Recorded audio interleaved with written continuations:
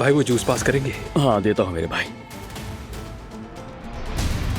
लगता है माहौल बहुत अच्छा हो गया है, क्या कहते हो तुम? मैंने तो पहले ही तुम्हें कहा था ये पिकनिक हमें जरूर फायदा हाँ देगी। बिल्कुल। हसन को थोड़ी देर में छोड़ दिया जाएगा। फौरन निकलते हैं, चलें, खत्म करें इसे। मुबारक हो आपको, आज से आप आजाद हैं। तुमने बहुत अच्छा काम किया।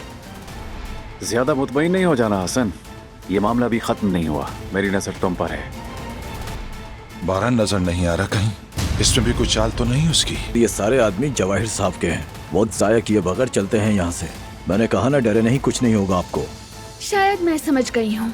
क्या समझ गई? यकीनन फरात और बारान ने समर हाउस में कुछ मंसूबा बनाया है।